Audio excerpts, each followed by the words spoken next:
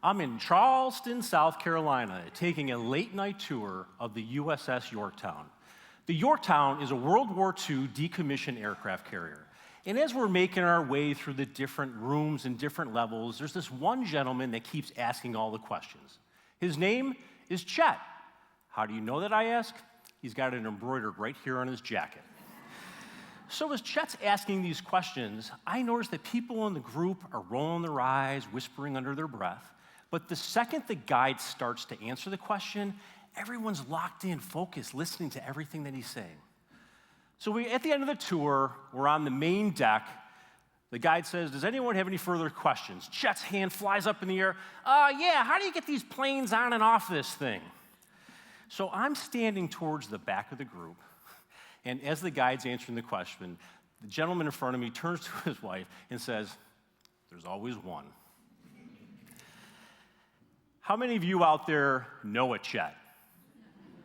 How many of you are a Chet? I had to become a Chet.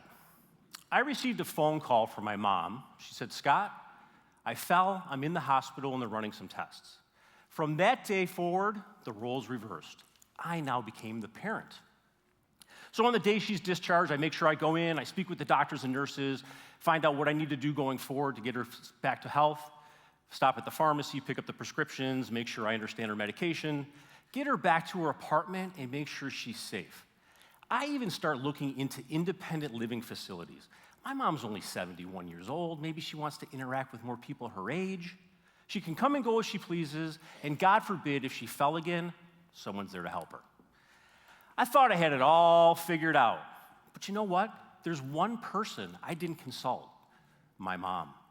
I'm about to completely transform the way she lives, and I haven't even asked her how she feels or what she wants. So I decide I'm going to go speak to her. Before you know it's the next day, those days turn into a week. Those weeks turn into a month. So I make my final decision on a Saturday morning. I'm going to go over and have my conversation. That Friday night, I can't sleep. I'm wondering what she's going to say, how she's going to react. That Saturday morning, as I'm driving over, I get a phone call from my aunt. Scott, your mom's not answering the phone. Don't worry about it. I'm on my way over. I decide to call her. She doesn't answer. Now I'm starting to get concerned. My mom always answers when I call. As I unlock the door, open it up, Mom, to the right in the family room, she's not there. To the left is the kitchen, she's not there. As I'm walking down the hallway, out of the corner of my eye, I see something that I never expected to see and couldn't plan for. My mom is peacefully lying in her bed. She is now with her maker. I still get chills not knowing the answers to the questions that I wanted to ask her. I should have been bold and asked the uncomfortable question. My mom always took the time to look her best. I never got her the chance to say, Mom, what's the outfit you'd like to wear for eternity?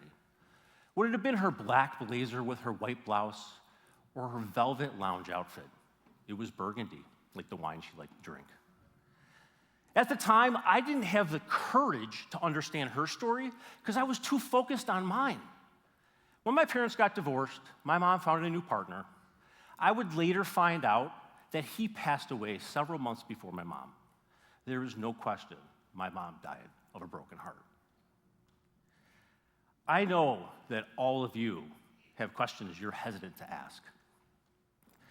I have found over the years in both my professional and personal life that the answers to these questions are for the betterment of many.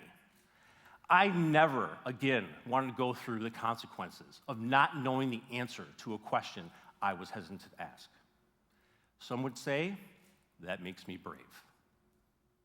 So the next time all of you are with a group of people and someone's asking a bunch of questions and you're rolling your eyes, whispering under your breath, there's always one. Take a close look. It very well could be me. How will you know, you ask? I'll have my name embroidered right here on my jacket. Thank you.